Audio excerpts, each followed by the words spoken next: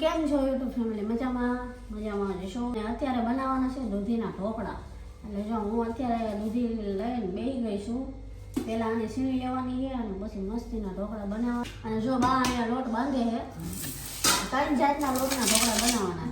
ઘઉં, બાજરો અને ચણાનો લોટ. મસ્ત ઢોકળા બને, ટેસ્ટી થાય. વ્લોગમાં એન્ડ સુધી બને રહેજો. વિડીયો જોવાની મજા આવશે અને બેસ્ટ ઢોકળા બનાવશું. પછી મસ્તીના ટેસ્ટી ઢોકળા બનાવવાના. અને અમારા બ્લોગ જોવાની મજા આવતી હોય ને તો લાઈક શેર સબસ્ક્રાઈબ કરવાનું ભૂલતા નહીં. રોજ અવનવા ડેલી બ્લોગ જોવા મળશે. અમારી દેશી લાઈફ, દેશી જીવન, વાનગી સરસ જોવા મળશે. દૂધી શીણાઈ ગઈ. હવે બા છે ને અત્યારે લોટ બાંધે છે. કેટલી જાતના મસાલા નાખ્યા ઢોકળા ખાવાની ઘણું બધું નાખવું. ઘણા સમય પછી બનાવ્યા ને બા દૂધીના. આજે હમણાંથી યાદ જ નતું આવતું. આજે દૂધી જોઈને તો લઈ આવી એટલે કીધું હાલ આજ ટેસ્ટ બનાવી. અને કાલ સવારે આપણે થેપલા મેથીના બનાવવાના. જો અત્યારે બા લોટ બાંધે. મેથી લીલી લાવી છે ને એ બહુ આપણે ગરમ ગરમ થેપલા ચા નાસ્તો સવારે થઈ જાય. દૂધીના મસ્તીના ઢોકળા.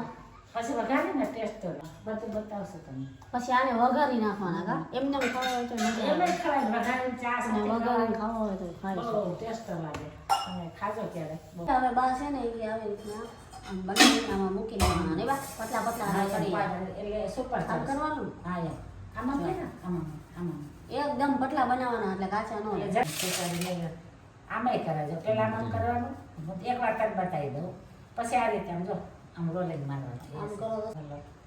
એસે બનાતે ઓકે દેખો પાતળું જેમ હોય ને જલ્દી ચડશે અને જાડું નહીં ચડે. હા પતલા પતલા રાખવાના એટલે ફટાફટ ચડી જાય ચડી જાય. તો શીખવાડી દીધું એટલે એ પ્રમાણે એ પાટે હાલો તમે મસ્તીના ઢોકળા બનાવવાના. ટેસ્ટી આપણે આટલો બધો વઘારે લોટ બાંધ્યો છે કેમ કે આપણા ઢોકળા જ ખાવાના છે. રોટલી શાક નહીં બને ખાલી એ ઠુકરાવર ચાય સબ અમે તો નવું જ ખાઈ. પછી આને વઘારી નાખશું ચા અને ઢોકળા મજા આવી જાય સુપર ખાવાની. લાગે. આમાં કેટલી જાતના તો બાય મસાલા. કેટલું નાખવાનું એમાં તો એટલે તૈયારી સ્વાદિષ્ટ થાય ને નકર તો હું નો હવે ઢોકળાના મૂકી અડધી કલાક થઈ ગઈ છે. થોડી સુગંધ આવે છે. પડશે. અને હજી તો ખ્યાલ નથી ને તો બા અહીંયા વઘારની તૈયારી કરી રહી છે. ને એમ જ.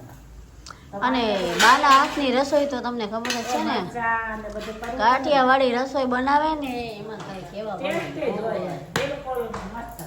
અને આ છે ને તો આ ભાઈની એન્ટ્રી થઈ ગઈ है.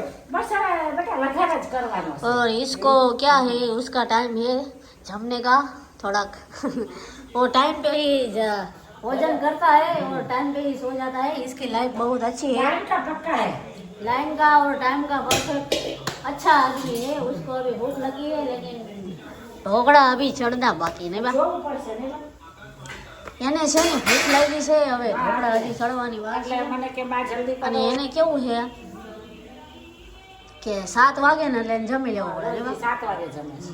જો કે અમે બધા જમી જ લેવી હારે. અમે આખો પરિવાર છે ને હારે જ જમી. જેના અન્ન ભેગા એના મનમાં જેના અન્ન ભેગા એના મન ભેગા, જેના અન્ન નોખા એના મન. જમો હવે. એટલે અમારો પરિવાર હારે જ છે. હા હાય. અને ઢોકળા જો સરસ મજાના થઈ ગયા છે. બાયકા હાથ દાજ ગયા. તો એ તો હાલે. આવો રાત ના ના દાજો નથી. ના, ના. એ તો બા હુંવાણ કરે. મજાક કરું. બા ભી થોડી अच्छी खासी मजाक कर लेते हैं. काम कर लेते कभी कभी. हाँ कभी कभी मजाक भी कर लेते हैं. देखो तुम देखो. देखो अभी हम इसको चेक करते हैं. ढोकड़े चढ़ વઘાર गए મારો. ના હજી આને સંભાળવા પડે એમ. મને મારો ય ભગવાન. થઈ ગયા હે.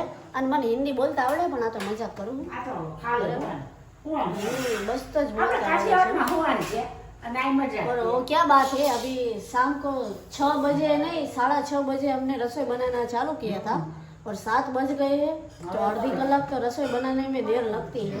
लगते हैं. इसलिए अभी हमारे ढोकले ऑलरेडी रेडी हो गए हैं. ચલો देखो દેખો બઢિયા છે ને સુપર. હવે આને છે ને મસ્ત મજાનો વઘાર મારવાનો છે. પછી તો બહુ ટેસ્ટી થાય. વઘારો ને પછી બહુ મજા આવે. હવે બા માટે એક લાઈક શેર ને સબસ્ક્રાઇબ કરી દેજો. ત્યાં લગીમાં બા છે ને આ મારી છે ને ગઈતા એટલે આમ ભૂલતા નહીં તમને આશીર્વાદ દેશું. હા જય દ્વારકા. ત્યાં સુધીમાં બા છે ને સરસ મજાના અમને ગરમ ગરમ ઢોકળા કરીને ખવડાવી દે. છોકરાને ખવડાવવું મને બહુ ગમે છે. હા જો આમ સમારવાનું છે મિત્રો. જોઈ શકો છો મસ્તીના આપણા ઢોકળા તૈયાર હો. હાલો હવે બેસી ગયા છે જમવા. જો કેવા ઢોકળા બન્યા ટેસ્ટ જ આવે. ચા સ્વાદમાં પણ જોરદાર બહુ છો મજા આવે. આમને બહુ ચા સાથે બહુ સારા લાગે. ગરમા ગરમ ચા બની ગઈ છે ને ઢોકળા હવે આજનો બ્લોગ અહીંયા પૂરો કરી વિડીયો ગમે તો લાઈક શેર સબસ્ક્રાઈબ કરી દો કાલે મળીએ નવા બ્લોગ સાથે